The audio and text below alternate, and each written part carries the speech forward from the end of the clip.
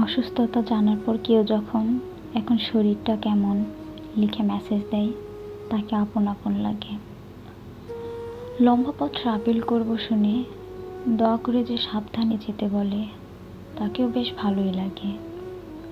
যে বন্ধু বলে সমস্যা থাকলে বলিস, মন খারাপ হলে কল দিস, তাকে নিয়ে ভালো লাগার শেষ নেই। ফেসবুকে যে ফ্রেন্ডটা মেসেঞ্জারে বরাবরই দ্রুত রিপ্লাই করে, যাকে দরকারে নক দিলেই সাড়া পাওয়া যায়, তাকে তো ভালো লাগেই। ধরতে গেলে প্রত্যেকেই তার মতো করে ব্যস্ত। সবার জীবনেই নানা পরিচয়ের নানা মানুষ বিদ্যমান।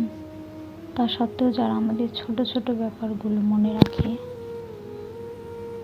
যারা আমাদের সময় দেয়, যারা প্রায়োরিটি দেয়, তাদেরকে আপন মনে হয়।